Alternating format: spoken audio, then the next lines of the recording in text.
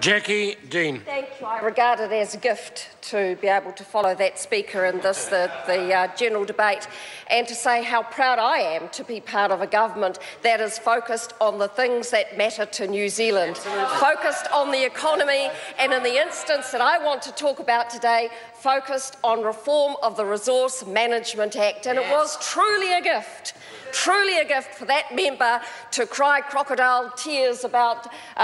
her view that this government has taken no action on the housing crisis, so-called, in Auckland, when in fact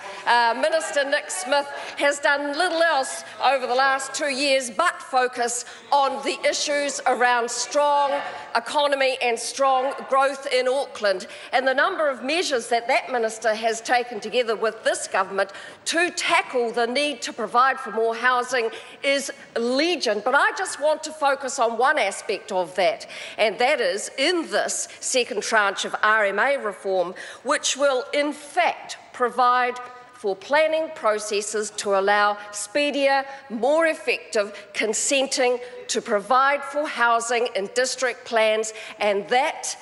Mr Speaker, and members of the opposition who do not quite understand the RMA, will go a significant way into providing speedier, more cost-effective consenting and the provision for land designation to allow for housing to be built in Auckland, and that is on top of the other provisions that this government has brought in for Auckland housing, like special housing areas.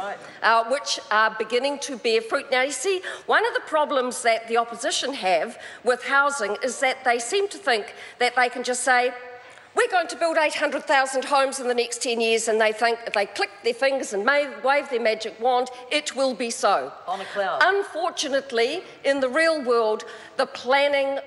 conditions have to be placed around that, and we have been faced with a local authority who has been determined to impose a city limit, has imposed so many restrictive covenants on development in Auckland that it has been a large body of work to enable the planning framework, which then in turn enables the consenting and construction of housing, let alone the work this government has entered into in the realm of social housing, which also has been significant. I want to return to the Resource Management Act and the second tranche of reform that this government is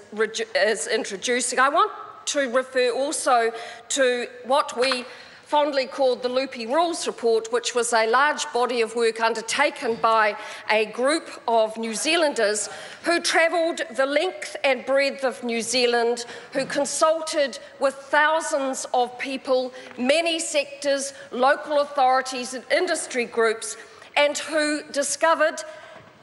when listening to New Zealanders that the Resource Management Act comprised about a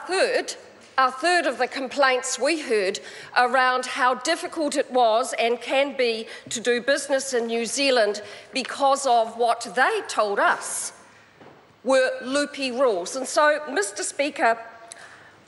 the Loopy Rules report recommended 10 top fixes amongst our many recommendations. Some of those related to the Resource Management Act, and I'm so pleased that this government, under Minister Nick Smith, has picked up on those recommendations made in our Loopy Rules report.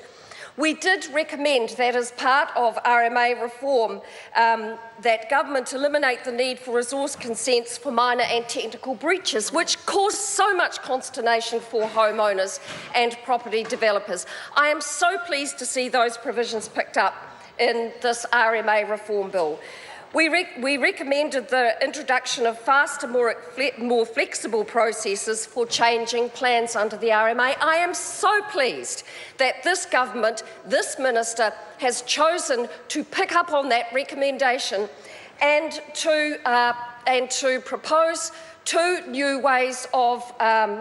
plan changes and streamlining planning processes. So I am pleased to see that a collaborative planning regime is going to be brought in by this government. I know that in the work that we undertook in another piece of work, in the Mackenzie Agreement, that collaboration works. It is a bright beacon for the future. It should be supported by this House, Mr Speaker, I'm very much in favour of the RMA changes, and I think it is a good piece of work by a progressive government. Well